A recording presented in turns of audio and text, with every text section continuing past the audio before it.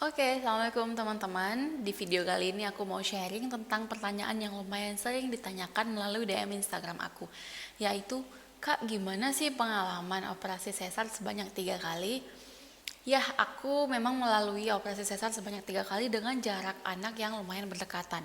Aku hamil anak kedua saat anak pertama masih berusia 6 bulan, dan ketika aku melahirkan anak kedua, usia anak pertama itu baru 14 bulan. Ketika anak kedua berusia 2 tahun, aku melahirkan anak ketiga. Kurang lebih anak kedua itu 15 bulan, aku sudah hamil lagi anak yang ketiga. Jadi kalau dihitung-hitung jaraknya sekarang, anak pertamaku usianya sudah 5 tahun, anak keduaku Januari nanti 4 tahun, dan anak ketigaku Februari tahun 2021 dia akan berusia 2 tahun. Oke.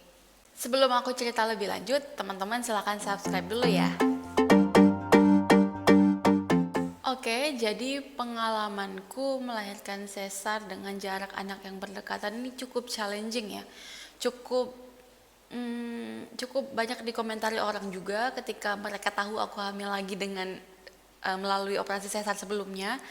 Sempat juga mendapatkan banyak sekali saran dan juga masukan terkait kehamilanku ini.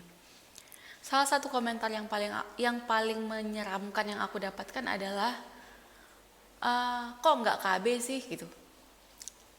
Mungkin karena peduli sama aku dan suamiku dan juga anak pertamaku. Tapi menurutku dia sudah menyinggung seolah-olah aku dan suamiku tidak merencanakan keluarga gitu, tidak merencanakan kelahiran anak-anak gitu ya. Memang aku sempat down awalnya, sempat yang wah kok hamil lagi sih gitu kan, anak pertama belum selesai menyusui, baru selesai ASI eksklusif saat itu. Tapi setelah kita jalani, oh ya mungkin pasti ada hikmahnya nih dibalik deketnya jarak anak yang Allah amanahkan sama kita berdua. Jadi pengalaman SC-nya itu di anak pertama yang paling sakit menurutku bukan recovery, tapi ketika disuntikin disuntik tes alergi ya di ini ya bawah kulit ya kalau aku nggak salah. Itu lumayan sangat sakit. Sama satu lagi yang paling lumayan deg-degan itu ketika disuntik sama antibiotik gitu. Jadi bagiku dua hal itu yang agak serem ya, agak lumayan sakit dan berasa terus sampai sekarang gitu. Tapi yang lainnya sih berjalan seperti biasanya, kayak ketika aku disuntik dia bius setengah sadar, ketika aku dibaringkan dipasang kateter, terus mulai dipakaikan kain hijau itu dan hanya membuka bagian perut saja.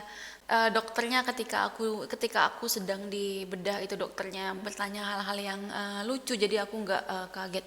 Cuma di kelahiran anak pertama ini aku sempat yang kayak gitu, kayak aduh dokter, saya kayak mabok gitu, kayak bahasa gimana ya, kayak mau menuju tidur, ngantuk banget, terus juga ada perasaan mau muntah. Aku sampai sekarang nggak tahu itu kenapa.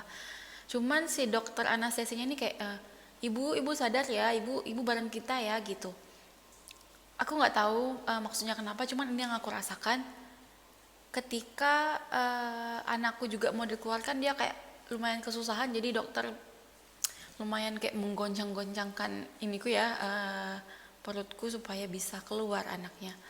Dan ternyata setelah dia lahir barulah aku tahu dari dokter kalau si bayi ini udah lumayan masuk ke jalan lahir, tapi nggak bisa lahir karena tali pusatnya kelilit di leher, di badan, sama di kaki kalau nggak salah. Jadi ada tiga lilitan. Dan alhamdulillahnya setelah anaknya lahir, keputusan kita untuk memang SC, alhamdulillah kita memilih untuk SC segera gitu. Karena banyak sekali informasi yang akhirnya kita dapatkan dari dokter terkait kelahiran anak kita. Nah terus ketika recovery, ketika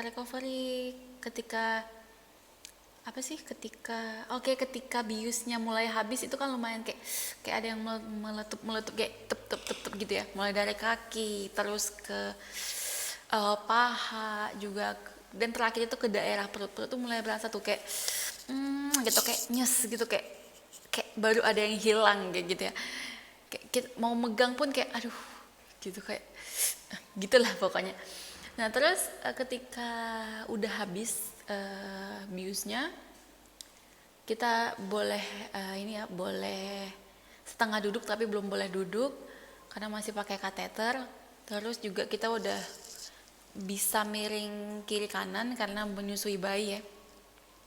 Dan ketika kateter dilepas 24 jam setelah melahirkan, setelah SC, mulailah deg-degan untuk berjalan pertama kalinya. Oke? Ketika berjalan itu rasanya kayak kaki tuh kayak udah sekian tahun gak dipakai buat berjalan, kayak cuman menggantung doang. Dan ketika berhasil berdiri itu masih pegang-pegang ya, pegang suami, pegang ranjang kasur rumah sakit. Itu kayak ngangkat kaki aja kayak aduh berat banget sih ngangkatnya, aduh susah banget sih kayak gitu ya. Tapi karena memang kateter udah dilepas dan kita harus buang air kecil dan buang air besar ke kamar mandi, ya mau nggak mau harus jalan. Dan ternyata memang semakin kita banyak bergerak maka semakin banyak darah batu ya, darah nifas yang keluar, maka semakin cepat kita pulih kayak gitu. Jadi nggak dibawa manja, nggak dibawa leye-leye, tidur-tiduran rebahan-rebahan doang kayak gitu. Dan challenging berikutnya adalah ketika menyusui sambil duduk, kan SC ya, SC kan di perut ya, SC di perut memang, SC di belah di perut, dan bayi kan di tangan tuh, oke gak kelihatan, bentar ya. Nah, ketika duduk menyusui, kan awalnya nyusuinya sambil berbaring ya, kalau habis SC ya, menyusui kan megang anak tuh kayak gini di bawah ya, di bawah payudara. Itu mulai yang kayak deg-deg karena kan langsung kena ke perut ya, langsung kena ke bagian SC, dan akhirnya kayak mulai overthinking, mulai kemana-mana nih pikirannya. Tapi alhamdulillah setelah dijalani, terus juga disarankan memang sama dokter untuk ya kalau memang mau pakai gurita, mau yang diikat atau yang di kayak ada perekatannya gitu, ada perekatnya ya nggak apa-apa, karena memang dia menjaga supaya perut kita tuh nggak kemana-mana gitu ya. Yang namanya kayak orang niup balon, terus balonnya diisi air, gitulah kondisi rahim kita sekarang, kondisi perut kita. Jadi kayak semakin banyak goncangan tuh semakin ada kayak nyeri gitu ya. Nah jadi memang disarankan untuk memakai gurita, tapi dengan catatan tidak terlalu ketat dan tidak langsung menjalani keinginan untuk langsingkan perut gitu. Nah itu pengalaman aku di SC yang pertama. Pengalaman SC yang kedua nanti di video berikutnya ya, karena seperti ini udah terlalu lama aku ngomong. Oke teman-teman, silakan sharing mungkin gimana pengalaman SC-nya, pengalaman melahirkannya, mau normal ataupun SC, silakan komen di bawah. Oke, aku tunggu dan terima kasih sudah menyaksikan. Kita lanjutkan pembahasan pengalaman sesar ini di video berikutnya. Oke, bye bye. Assalamualaikum warahmatullahi wabarakatuh. See you again.